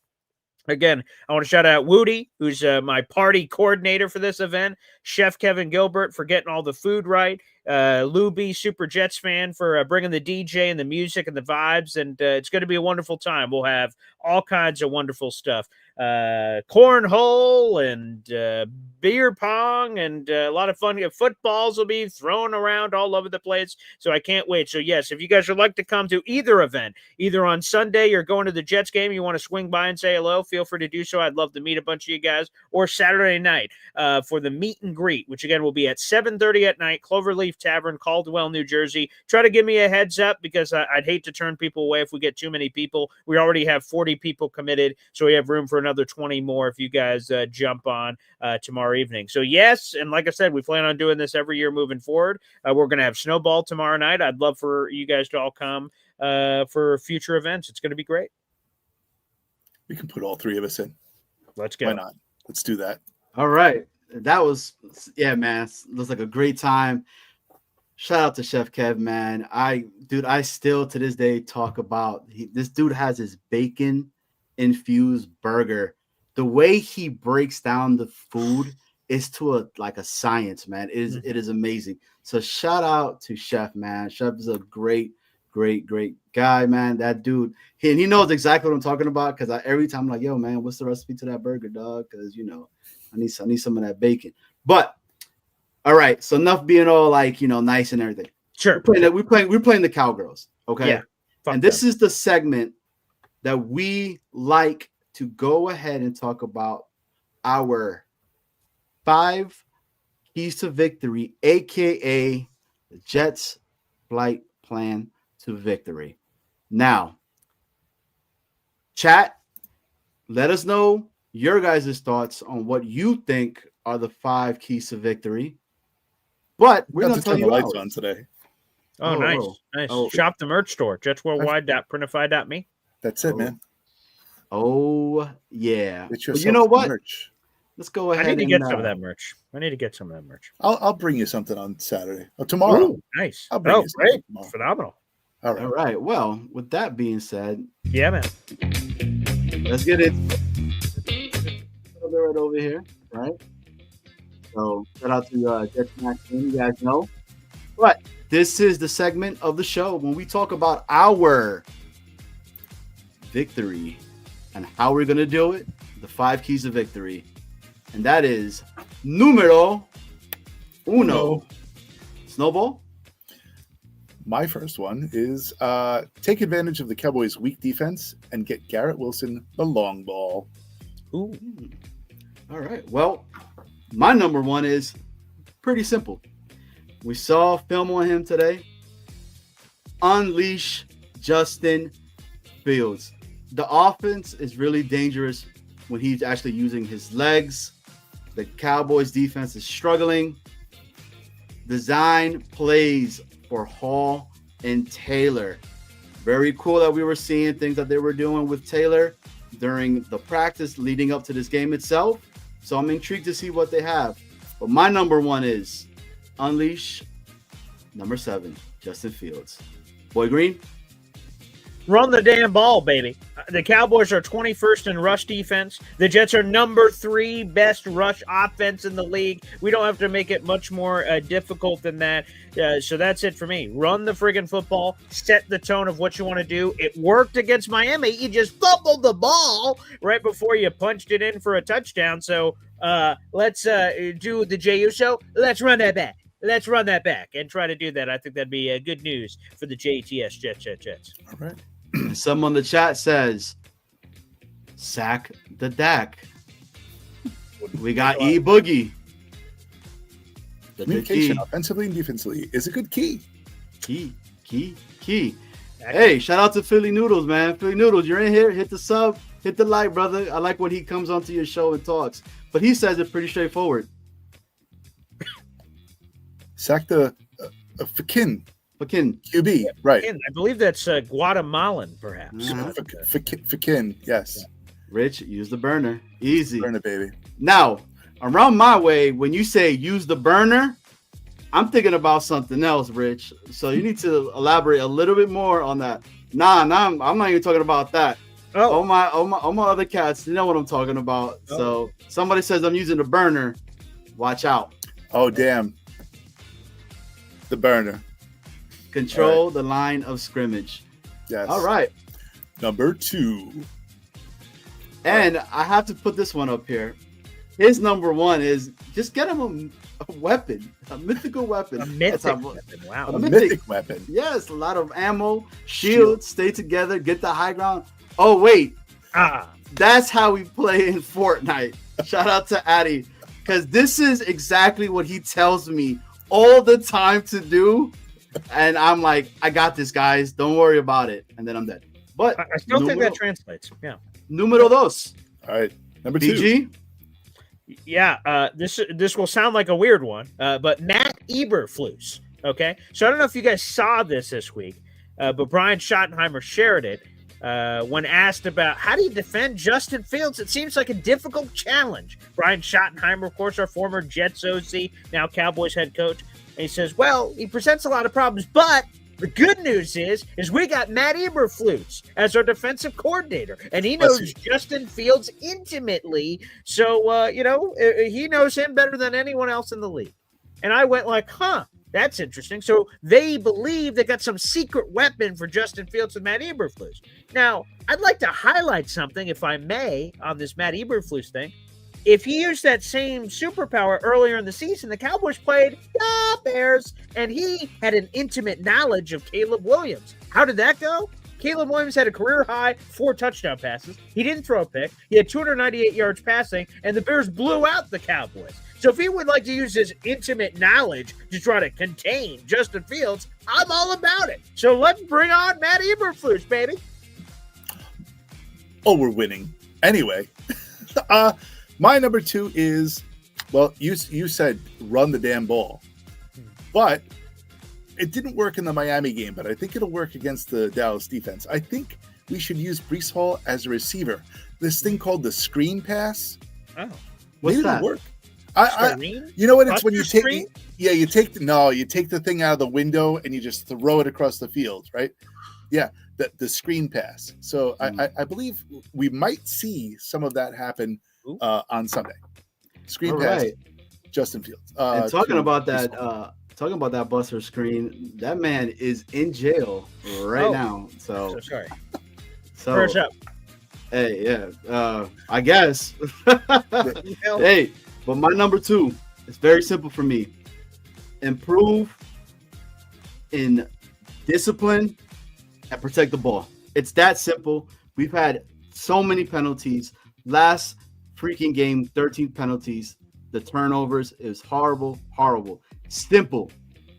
If we win the turnover battle, this game should be ours. This is a trap game for the Cowboys. All right. And let's go ahead and see what some of the chat says. Snowball. 2 for me would be take control of the goddamn clock. Mm-hmm. Sure. Get the ball to Breece in space. Damn it. Yeah. I put the damn it in. Leany. How about not making stupid penalties? Please. You bunch of jerks. You got Chef. We will see our first takeaway this Sunday afternoon. Is that And takeaway or take out? First play, throw it deep to Arian, regardless. Oh, yes. Well, our number 3. We're up to number Numero 3. three. Yeah, Three. guess first. 3. Yep. Okay. Pass the damn ball. Okay, and here it is. The Dallas Cowboys have, let me make sure I get this right, the worst pass defense in the NFL. There are 32 teams in the NFL. They rank 32nd. They've given up more passing yards than any team in football. So that sounds like a golden opportunity for Justin Fields to let it fly deep. And there's some interesting statistics I have for you guys. The Dallas Cowboys have allowed 3 straight opposing quarterbacks to throw for 3+ touchdowns against them. That is Russell Wilson, Caleb Williams, and Jordan Love. Could Justin Fields be the 4th in a row? Justin Fields breakout game, anyone? Possibly. I hope so. Well, my number 3, I think you're going to like it because I'm in the same boat with you almost. Well, maybe. I don't know. But attack the Cowgirls secondary. Feed Wilson. Simple. Give the ball to Gaddard no matter what. Let Arian Smith rock. Give him a damn goal ball. Scare the crap out of everybody and put the NFL notice that we got a speedster as well. And Fields is not scared to throw the ball down the field as well. So that's my number 3. I'm gonna back it up a little bit. I like the idea of going downfield with the ball. I think that's very important. But Justin Fields' bread and butter has been the tight end in the past. So why not have a resurgence of that? We started to see it start to come to life against Miami. There's this guy, Mason Taylor. I don't know if you've heard of him, but he's pretty good at catching the ball and making like some movement upfield after he catches it. So how about we get Mason Taylor involved in the flat, take advantage of the slow ass linebackers of the Dallas Cowboys. I like it. Well, some of the chat says, Rich says, stretch the field early. Sure. Addy, PSA to our DBs. Identify where the damn ball is and make a play on it. Good advice. It's that simple. We got E. Keep Dak off the damn field, please. Of course. Great. Yeah, that makes sense. Hey, Fields, stop being afraid and throw the damn ball. And then MC, a really good one, actually. Please. It's so simple, but we have trouble doing this. We do. Why? I don't know. But because we don't make the other team drop the ball. I don't know. There's been a lot of balls out there on the No, field this year. yeah. There's a lot of balls dropping. A lot of balls. They just seem to go to the other team. Yeah. Control the line and run the ball over and over. And I repeat, over and over again. Thanks, Nuts. Thanks, Hey, Nuts. I said balls are dropping, and Mike D's Nuts popped in real quick. So shout you out, Mike. But number four. Number four. Number four. Yeah. BG? Let me go to Chef Kevin Gilbert. Get a takeaway. This is so you mentioned the fumble thing. Like, oh my God, how have they not gotten a fumble? Again, we mentioned earlier there are 32 teams in the NFL. 31 of the 32 have gotten at least one takeaway on defense, if not more. The Jets are the last one at the dance. They have no dance partner. It's awkward, it's depressing, and it's a little weird, man. Get a friggin' takeaway. I don't give a hoot how it happens on defense. Give me a fumble, give me a pick. Like, at some point, oblong-shaped football, something's just has to happen. Like, a ball gets deflected up in the air. The ball just flies into your arm. Something has to happen. So, with Chef Kevin Gilbert, get a takeaway. And guess what? What about the Jets' offense? We've made it so hard on them. How about just a quick field where they can just score a touchdown? We just give it to them at the 20-yard line. Hey, go to work, Tanner Angstrand. Let's give them short fields to work with. That's complimentary football at its finest. Create a takeaway. Give short field for the offensive cash in. Snowball? In a word, one, a tackle. Yeah. Tackle. That's it. Done. Tackle. I'm done. I'm finished. I'm pretty sure that was Philly Noodles number 4. Oh, was that number? Oh, look at that. Number 4 should be. Look, number 1, tackle. Okay. It's simple, right? Let me see that one. But my number 4 is contain the cowgirls. I don't call them the cow. I call them the cowgirls, okay? Sure. Passing game, especially down the middle. We got to stop their tight end. I mean, Ferguson, he's a problem. And George Pickens. I mean, we need Sauce, lock this man down, and the secondary, do the rest. Man, like, enough is enough. Let the young guys rock, and let's show them that we mean business. Yeah. MC Mays. Hard on the play action, cover your space on defense. Again, that's pressing, man. That's guy's trying to do too much. That's all. All right, we moving on to 5. Yes, sir. All right, let's move to 5 then. Number 5.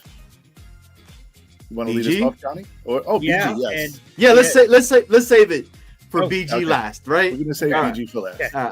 I'll go. All right. For me, it's pretty easy. And it's number 5, and I think we need to have this conversation with Quinnen, okay?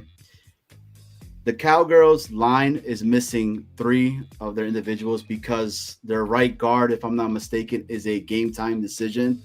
But they're already ruled out Cooper Beebe, I believe, if I'm not mistaken, and they have ruled out their left tackle Guyton.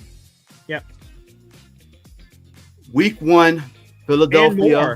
Johnny, if I may, to jump in because I have it in front of me. So Tyler Guyton, their left tackle, is out. The right guard, Tyler Booker, is out. Cooper Beebe is out. And their left guard, Tyler Smith, is questionable. So they could be without 4 of their 5 starting offensive linemen. So, Quinnen, hey, it's time for you to eat, my guy. It's very simple.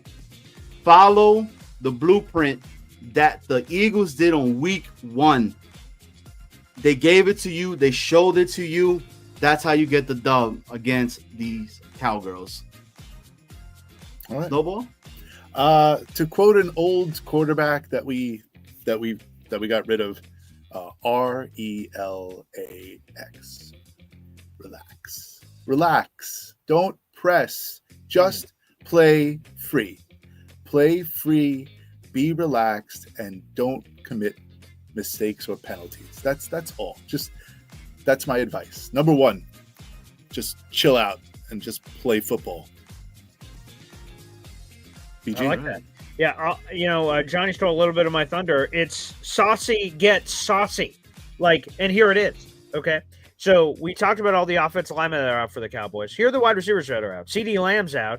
Kavontae Turpin is out, which only leaves the only receiver in the room that's worth a damn is George Pickens. Everyone else is out. Now, there is Jake Ferguson, and we can discuss that separately. But in terms of wide receivers, Sauce get saucy.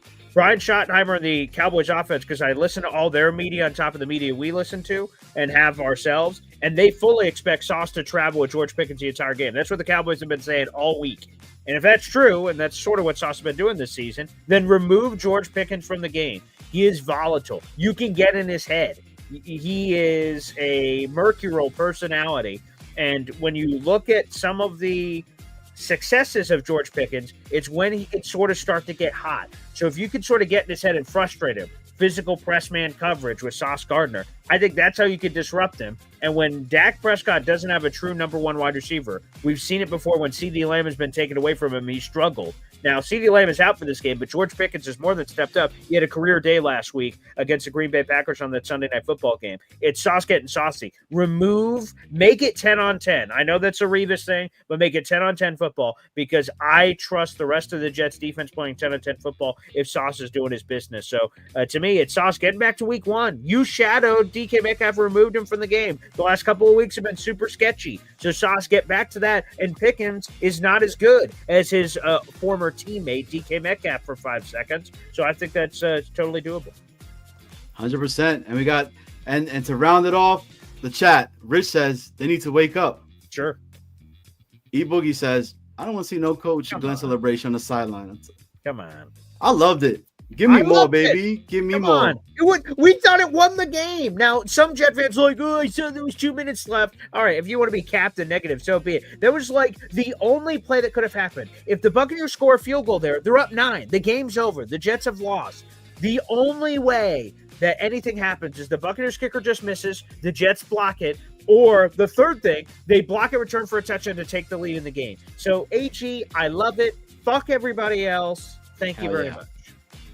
Hey, play like you're tired of losing. Yeah. Very simple. Tired of losing? Try winning. Yeah. That should be one of our new things for match game. Exactly. MC, cut out the dumb mistakes on special teams. Hey, it's the truth. Hey, shout out to Nick Shine. He's in the building. Hey, the Nick Shine show. Hey, bet the over on Ferguson catches and yards. We haven't shown the ability to cover. He's telling the truth. That's why I said about in regards to Ferguson himself. And guys, if you guys have not check out our guy, man. The Nick Shine Show. Nick Shine Show? The Nick Shine Show. It's really good. He's a nice guy. Stop Clemens from jumping on piles. Sure. Yeah. I guess. You know what? Last week, did Michael Clemens commit a penalty last week? No. He had a nasty bull rush. He did. I don't know if anybody saw that. But I was like, yo, was that Michael Clemens? Yeah, and that was my response. I went, oh, Michael Clemens, all right. So if anybody can learn to cut out the penalties, Michael Clemens is showing you that it's possible. So he can be fine. He could be fine. Yeah. He could be fine if he just thinks about it. If you just think about it. For those of you who are on X and checking out Boy Green on there and on his YouTube channel, when this is over, just type in @Jets Worldwide on YouTube. Come over and hit the subscribe button. I mean, really, like, honestly, we've been at this for a long time, my friends, and it's about time that we get more people into the Jets Worldwide universe. So please, like I said, and if you're on a computer, open up another window and it's very, we can multitask. There's a lot of things that can happen here. So make the move and come on over. Let me do a quick jump in real quick. I just want to echo it myself to any of those Boy Green viewers, followers, listeners, subscribers on any of those platforms. It is as easy as Jets Worldwide just said it. If you're on your phone, all you have to do is flick your finger up, and then all of a sudden you can jump over to the YouTube app and subscribe right now if that's where you're watching. If you're on your computer, just move the mouse, whoop, whoop, youtube.com, Jets Worldwide, boom, subscribe. It is free to subscribe. These two guys are absolutely killing it in the game. Just show your love, show your support for fellow Jets content creators. They absolutely put the work in, and I love being on here on the show. So please show your love, everybody. Hell yeah. BG, we're about to get ready to close up shop in a moment as well. But we like to get some callers on here the way we do it, right? we get the callers on for a little bit. We asked them, what was your guys' thoughts on everything we talked about tonight? Did you agree with it? Did you not like it? And if so, we don't care because it is our show and what we think it's cool. But we do respect everybody. So with that being said, we do have the it's pinned, I believe, here, right? And actually, we got somebody. So BG, I wanted to ask you, are you cool with that? To have a couple of more, we're almost done anyway, but let's bring somebody on here that's part of the coffee club. Oh, I was just about to say, if you actually like, is it cool? What if I just say no? Then what? Where do we go from there? And we spike his ass and we move on. Yeah, fuck you. Okay, no, go ahead. Bring on. Oh, a coffee club member. Great. It's a coffee club member. And with that being said, let's bring him on. Yo, there he is. Philly Noodles, baby. What's going on, Hey. Yeah. Long Yes, time no sir. talk. First time caller to Yeah. Jets World. I like the Arian Smith and Wesson. Very nice. The Arian Smith and Wesson. I think that's what we were talking about, Johnny. Right? Yes, sir. You know what I'm Exactly. Hey, get that burner ready, baby. saying? Exactly. Hey, no, yeah. It came up on. I went on YouTube just for the heck of it to see if anybody was on, and BG's channel was, simultaneously. So I was like, dude, let me go to Jets Worldwide, subscribe, like. Here we go. So you get the motion moving, man. Thank Yeah, you. The same way the Jets can get some tackles. You know what I mean? Just one 100%. tackle. That's all it takes. Hey, One style. so we are on every Friday night, 7:30, and we do Sundays as well before kickoff to just kind of get the Jets Nation, happy for a little bit before they go it's nuclear. But Philly, I like a lot of your calls and when you call in, right? I'm not sure if you watched the whole show, but you saw the kind of the breakdowns on what we were doing a little bit earlier. Yeah. Your thoughts on what you saw with Fields, right? Because I know you've been very harsh when it comes to Fields, Yes. right? And again, like I said, everybody's entitled to that as they should be. So, but seeing something like that, a different quarterback is what Philly Noodles said. He preferred someone else. Yeah. Hey, I was on the camp of. First off, I mean, I'm going to be honest, right? Let's be brutally honest. Even if my Indiana Jones take is a different quarterback, when do you we, normally lie real quick, Philly Noodles? When you said I'm going to be brutally honest, have you been lying to me all the rest of the time when you don't say that? maybe I don't know. I got to think about I it. just want to 'Cause make sure. on this Go ahead, take, go ahead, Danny Dimes. Go ahead, BG, Indiana Jones. BG on this take, I've said it before on your show. It's anointing a QB a job that has a non-proven track record. Like you can anoint Aaron the way they did because Aaron is Aaron, who he was, right? Rodgers. You could anoint if you grabbed Kirk Cousins. You could anoint Carr. Like these are proven veterans. When you anoint the guy who's been kicked out of his job on a multitude of times, you apply a pressure saying he's it. We're not going to do, no competitiveness inside the camp, And I thought Daniel Jones could have even spiked his play. Maybe it's not to say the first game was electric, right? So I think if Engstrand continues to map out the gameplay the way he is, and if the defense just holds up some bit, maybe the take that I have on Fields right now might switch up. You know what I mean? But I think we have to be a little harsh. He's not. I don't know if he could pepper the ball everywhere. You know what I mean? It kind of throws me off. I'm not pushing back, but the terminology pushed out of his job. I think I would say victim of circumstance. I think I would, he might have been a victim of circumstance in Chicago. He might have been a victim of circumstance in Pittsburgh, and now he's getting his shot. So I'm not going to jump to judge, but whatever. That's just. It was a hate crime. That's what you're saying, Snowball. It was a hate crime. I hate crime, so maybe. Hey, someone chalk that up. I hate crime, so that's a hate crime. Well, I hate crime. So when that dude has Swiss cheese as an offensive line, and this man was running for his life, and still to put up the numbers that he did, that shows that you have some huevos. And hey, I tell you this much: I want a guy like that is behind us. I do want to see more of he's a silent leader, right? It's been a thing he's had since college. I kind of want to see him come out a little bit of that shell. New York will hopefully get it out of him a little bit. You know what I mean? Just a little bit of it would be nice because you need a fiery person every now and then, especially your coach is very, that guy's out. Aaron Glenn is here. It's on my sleeve. This is who I am. Your quarterback doesn't reflect that. Doesn't mean it has to be exact, right? But just a little bit more something out of him would be nice. And Philly, So you want to hear him scream? You want to hear him scream? I want to hear him being like, "Yo, guys, get on the damn line and stop doing, just whatever the hell's got to take, bro.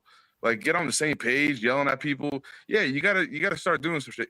I think he did it later in the third quarter. He like called somebody towards the tight end to the line, but he definitely did it with like aggression. Like, "Yo, get over here! Like, what the hell are you doing?"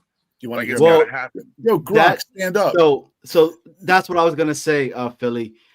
He does it, right? Yeah. But he just doesn't see it to like where we're gonna see it. He did it to John Simpson.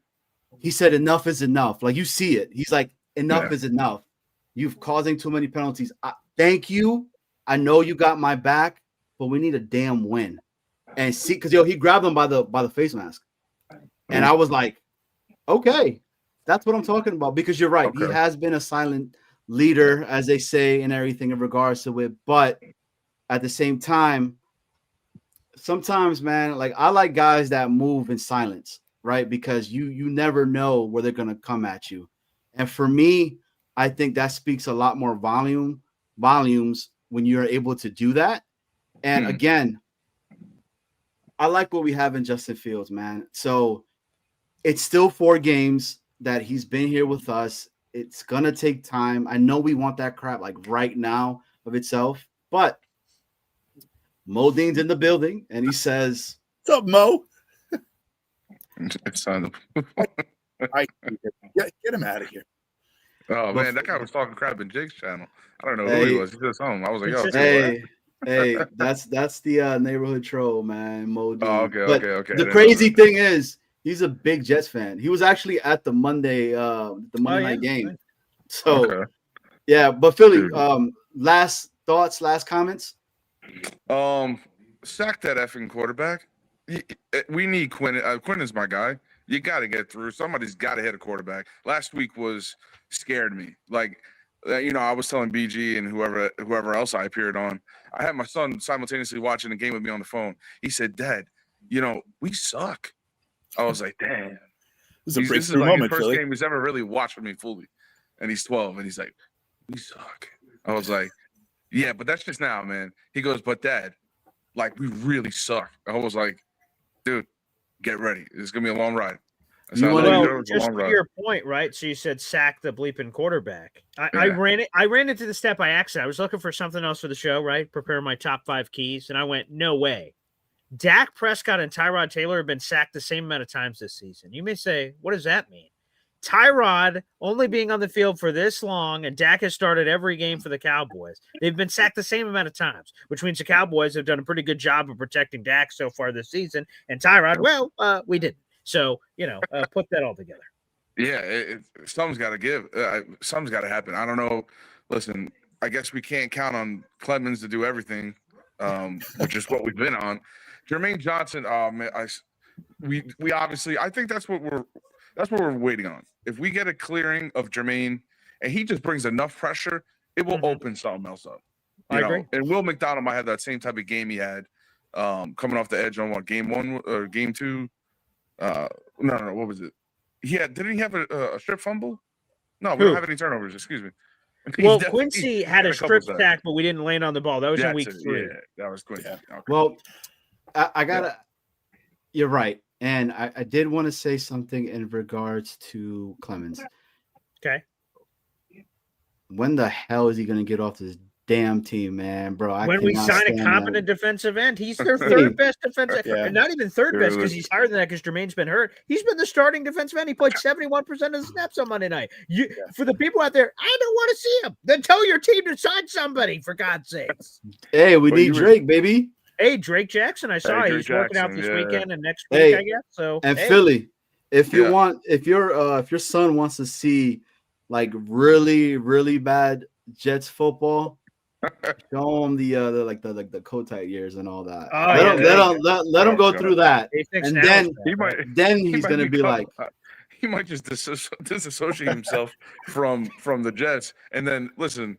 that kid, my son lives in Florida. He might disassociate himself from me a little bit. Then I'm gonna be like, oh my God, the Jets pulled me from my kid. He's Then gonna send you a yeah, he's gonna send you a that's bad. I selfie. can't do. He's Oh, gonna send you a Snowball. selfie of him in a Miami jersey. Oh, Yo, I'm God. not gonna lie, Snowball. I never heard you speaking all that. You sound like you would be Connor Long's father. Like you guys sound alike. You sound like the older version of Connor Long. Well, if you listen to Connor, here's a news flash, everyone. Okay, I am the father. Oh, what? Where's Maury? Wow. Really? Well, Is that serious?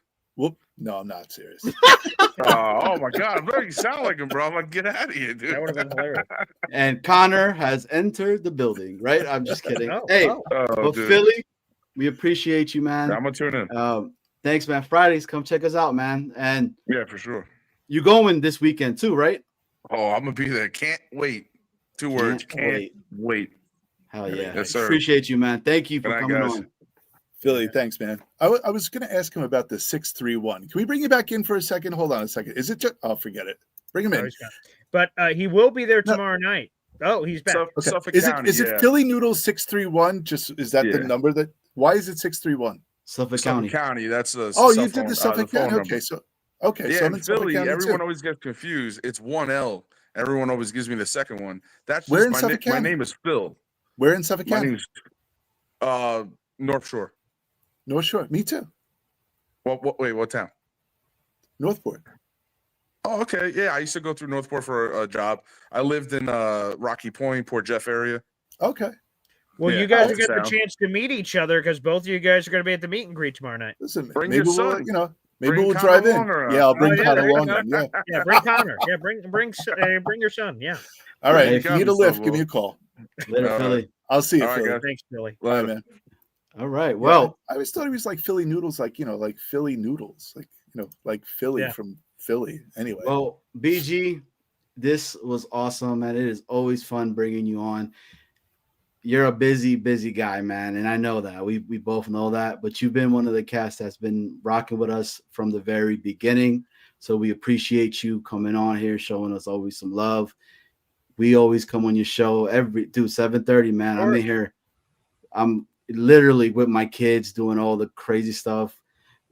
Snowball, he is already at work. Yeah, he's at already. Yeah. He's like, hush, kids. BG is on. Listen and learn. Learn your place. Yeah. I have the AirPod in and I'm listening. Phone's in the back pocket. And then he says, if you keep talking, I'm gonna make you listen to Easy. Oh yeah, there you go. That's punishment to itself, I'm sure. 2 things here. First off, I say it every time it happens on the show, but I want to give even more love for it. Snowball makes every emoji on the channel. So Indy's new emoji, going back to all the old days, all of the emojis are from this channel and their creation. So Snowball is quite the artiste. When am I going to get to make my own emojis for my own channel? Yeah, I know. That's pretty crazy. We gotta keep it. We gotta. I guess. Hit the sub, hit the likes. If you're on X, if you're on YouTube on BG's channel, again, come very on over. simple.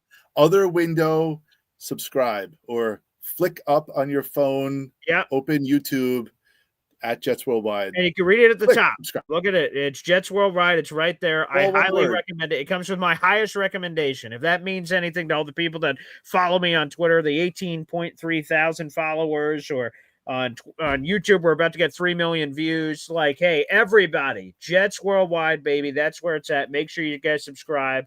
Take the extra love over there. And I'm glad that, and hey, breaking the fourth wall here, me, Johnny, and Snowball were talking before the show. I'm like, hey, should I stream it to my people? Like, could that be beneficial? We'll introduce Jets Worldwide to other people. It'll be on my channel, but hopefully we can bring some people over. And that's how Philly Noodles found it. So I'm glad we did that. And we'll have to do that every time I'm on the show to hopefully get you guys in front of other people.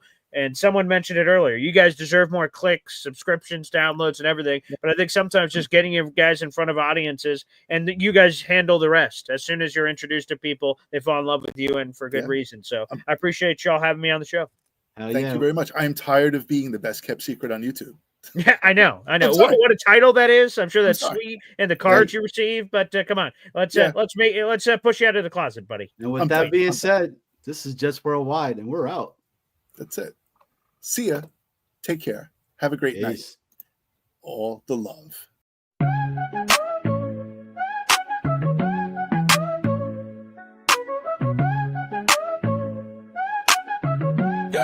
Yeah. We started off as Titans, and now we're the Jets. The start of every season always starts with the sweats. Vinny T, Brett Favre, Aaron Rodgers, what's the deal? Don't even try to tell me that the curse ain't real. We're coming for you, run, nothing high. Snowballing Johnny Boy, his Jets worldwide. Why? Yeah, like and subscribe. But fumble, fail, Mary, choking Fitzpatrick. The end of every season is always tragic. Doug Bryant missed, everybody got pissed. Super Bowl seasons ended with just one twist. 15 years without the playoffs. Is Aaron Glenn legit? We're the friggin' New York Jets and we're built for the shit. We're coming